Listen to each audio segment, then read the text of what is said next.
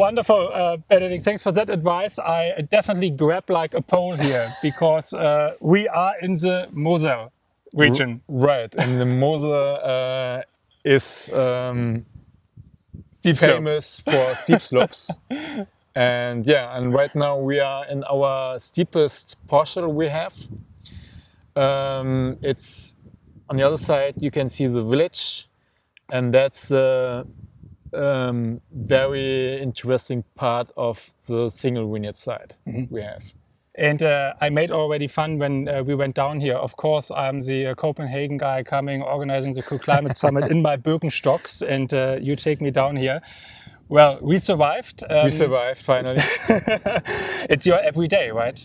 Every day you are out That's here. my job, that's my day, and you get used to it. I mean, of course, right shoes, no? And strong legs. Here's everything manual. So it's kind of daily exercising, and you get used to it. Yeah. You definitely don't need your gym or fitness studio, right? At the end of the day. Right. Yeah. That's. Before we dive into yourself, your winery, and your philosophy, I mean, we always start these interviews with some defined questions, and you get them also like everybody else. So, question number one for you, Benedikt: if you would not be a winemaker today, what would be your alternative in life? Something with crafting, something to work with my hands and the material like a carpenter, something. I like nature. I mean, it's one of the reasons I choose. I mean, of course, I grew up in a winery, but to have a job to produce, it's like art and crafting something, something unique. That's something I'm really passionate in, and it takes years to build up your own philosophy. The way you manage the vineyards and you lead the winery, it's totally different as a generation as my dad. But I really love it and like it, and I will continue, of course. That's wonderful, and leads us to the second question, because now I'm excited. I met your father earlier at the estate too. But I mean, of course, I assume that your father has a great influence on your philosophy as a winemaker. But is he the second question for you? Is like, who is the most influential part or person for your winemaking style, or any experience that you had in your career? To be honest, was my boss and teacher doing my apprenticeship. So I learned this job 2 years in 2 different wineries. And the last 2 years were really I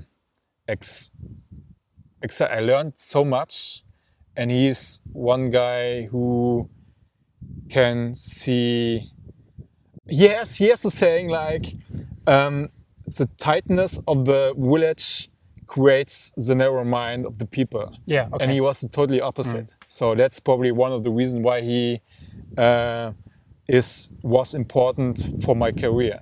He gave me the foundation, the basics, all the important things to create unique wines. And it's kind of interesting that you say it, because I just asked you in the car up when we came to the vineyard, I asked you, how is it with you and the other young winemakers in the village or in the neighbor villages? And you said you have a very good exchange of ideas, very good community, right? So for your generation in general, that is very important. So the generation of my dad was, I would say, very difficult. But like my generation or the youngest, we are more cooperative. We talk to each other more and more. We ask, so how is work outside in vineyard? Did you see something? How is it? So like we help each other and do some wine tastings together. So make things much more easier for everyone. Wonderful. Third question for you. You and your personality as a bottle of wine. Well, it's of course Riesling. Riesling has a big range. I mean, it can be like a lean wine or full-bodied and can well balanced, but also you can have like an easy drinking wine or like a entry level wine, something. It's like my job. So I'm a family member. I'm a son. But on the other side, I'm a CEO and a winemaker. So two different worlds. And also, I'm a colleague. I'm a seller. I'm a buyer. I'm a networker. So many different worlds, like the Riesling have. Yeah. I really like this mirror that you put to like what it means to work in a winery. I like all the different like facets and all aspects to like the versatility or this like different facets of Riesling. I mean, it's a comparison I never thought about and nobody ever brought up in this way, which I think it's pretty cool. Well, yeah, I mean, of course, I grew up in a winery, but you know, as a young child, you have. I mean, some people knew already what they want to be, but it took for me years to understand that the winery is home, and this kind of job is something I really like to do. And everything else, like to find your own way, philosophy, like I said, takes years to build. But I would say I'm on the right way to do that. Yeah. Beautiful. Then let's come to our fourth question for the introduction. I see a lot of stuff here on the ground. So I want to ask you, nature. What does it mean for you and your winemaking? It's the foundation. Is my co-worker at the end. So it's my. We have to work with nature. So it's not like that. Nature is behind us. So we are working always with nature. The last year, especially 2021, was very difficult. Very wet, a lot of rain during the summer. And we have to learn to work with that. I mean, we have so many different ways to like, for example, the leaf management, leaf wall. So reduce more leaves or let them there to don't get sunburned, the grapes, or like manage humidity also in some winters. Exactly. Right? Or you have to reduce more leaf because the weather is just wet. Yeah, it's just rainy, so it can dry out better. For example, so each year is totally different, and you have to work with nature. So nature says you have to do that, and then continues. Nature as a boss. Nature is the boss. Right. Not the first time I hear that from a winemaker during these interviews. With those words, can you briefly introduce the estate to us? Who are you? What are you doing? How much are you doing? What's your focus? Yeah, so the winery have been established or founded since 1624. 1624, okay. 1624, like also in the chronicles from the town. But I am the third generation of pure winemaking. Okay. So it was the generations before me, it was typical like a mixed farm. Yeah, okay. So they had everything like self-supporter, agriculture, farming, viticulture. And it was more small wineries, like this whole bulk wine to bulk wine sailor, I guess. The Genossenschaften and to wineries. Yeah. So that was the typical structure of a winery the last centuries, and I am the third generation. And the name of the winery came from my grandfather. Okay. His first name was Benedikt, and my father's second name is Benedikt, and my first name also is Benedikt. So the name is now in 3 generations. It sounds like a trend you have to continue, probably. Right. Okay, all exactly. Right. Wonderful. And you have how many hectares today? We have 4 hectares total. But like more than 50% are like steep slope or very steep slopes. So also we have guest rooms and holiday rooms that work also.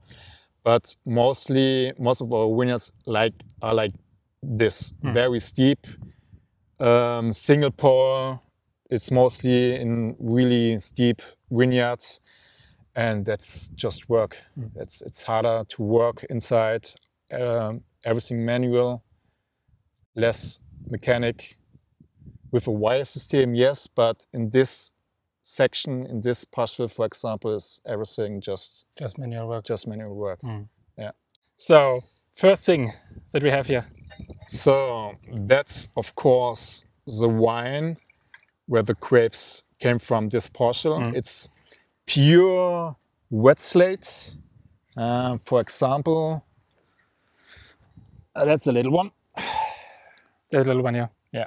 For example, it's very beautiful type of wet slate. It's very a high amount of iron. Yes.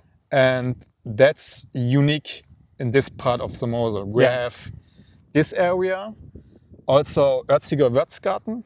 It's a common name. Yeah, but I just wanted to ask you, it is a little bit less iron in Örziger Würzgarten, because Örziger Würzgarten to me looks more orange than this. But it's also wet slate. Also wet slate, okay. It's maybe a little bit more loam or something in combination, you know.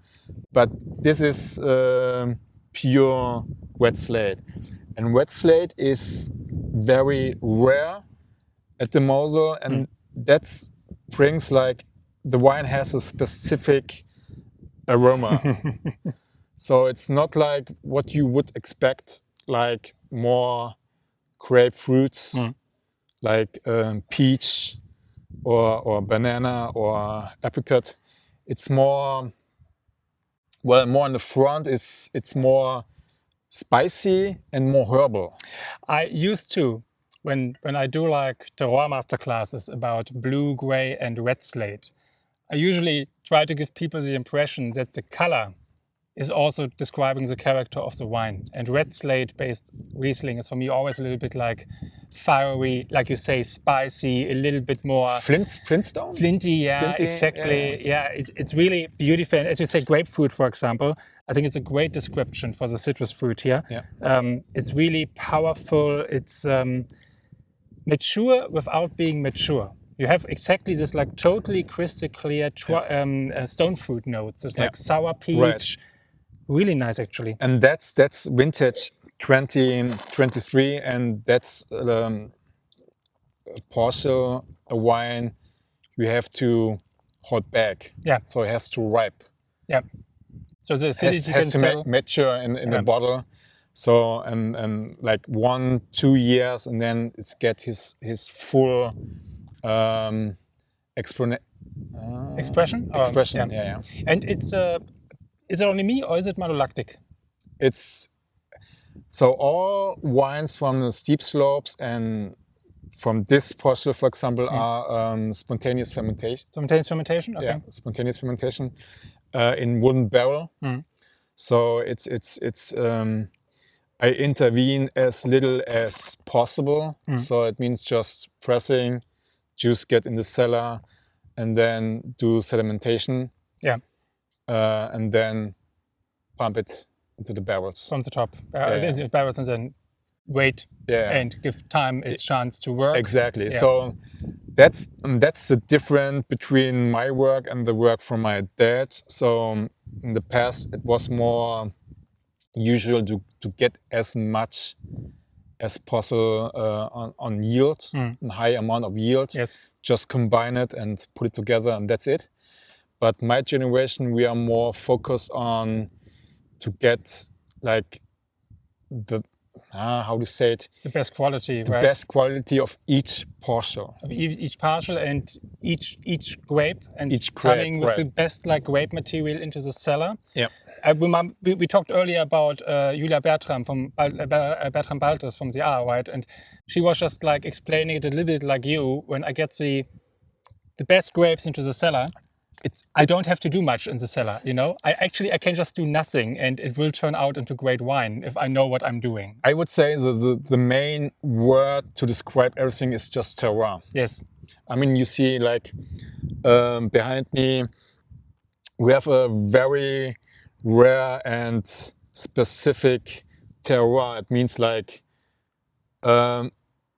vines on the rocks, for example, and I ferment each single parcel separate. Okay.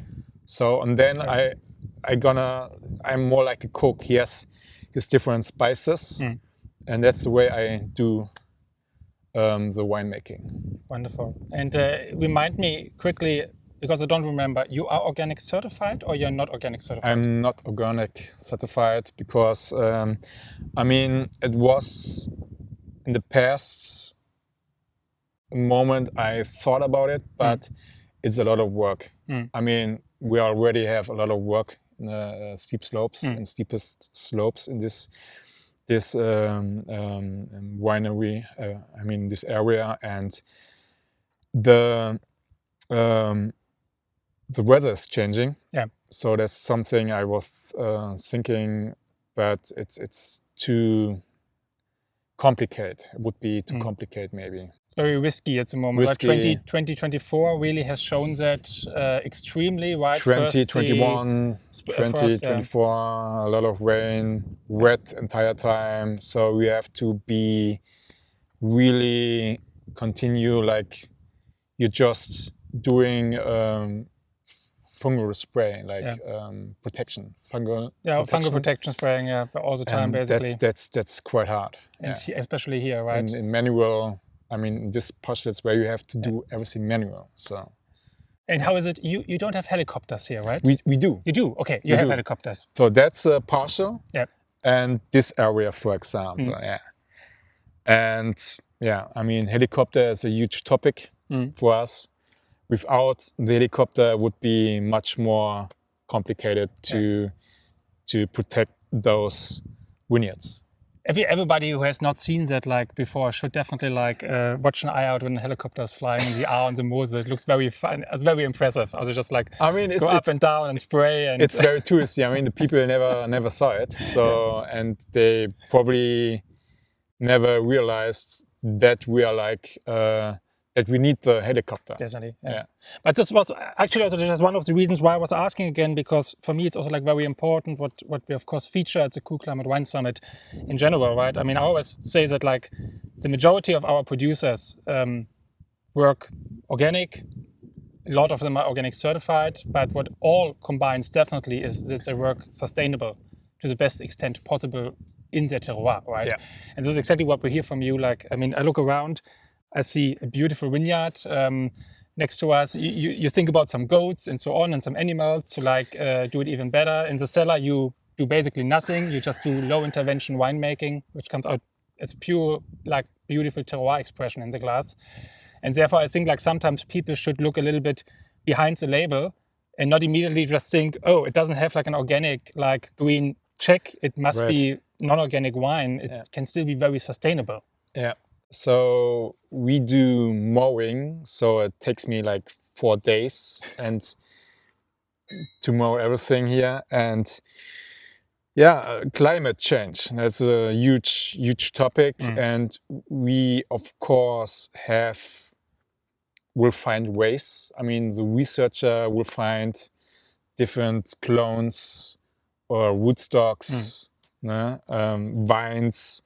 Also, we have the possibility to get in side valleys where it's more cooler and sun protected, so it's not too hot. And like I said, the leaf wall management, that's something we have to look to reduce less leaves, for example. And cover crops, that protect the soil against drought and erosion afterwards. Erosion, big right? Problem, You see here in this, it's maybe not, but you see a gap a little bit. That was heavy float, heavy rain, and water just went extremely down. That's actually a situation we have to live with. What about peavies? PVs, yes, but not in steep slopes. Not in steep slopes. Steep slopes means Riesling, and we will find a way to make this happen. Make this happen. Yeah, it's definitely more on the other side, flat area. Colleagues are working already with PVs. I'm thinking about 2, but steep slope is more Riesling, right? So you have a second wine for us, right? That is something you told me earlier about. That it's a little bit special for the Mosel, isn't it? Yeah, it is. That's Sauvignon Blanc. And we were thinking, there were a time where everyone talked about Chardonnay. And my dad and me thought about, could be like a curve, like go up straight, and then after a time maybe like this. And I did an internship in New Zealand, and the grape variety Sauvignon Blanc was very interesting for me. And I thought, well, why not here at the Mosel? And this grape variety is very challenging. I mean, it's a lot of work, and I like challenge. And I mean, you have on the other side the green aroma, and on the other side the yellow aroma. So, and I think to be in the middle, in the center, it's the perfect match. And this Sauvignon Blanc, it's a lead by gooseberry in the front, and have also the parts of the green aromatic, like capsicum. So that's everything combined.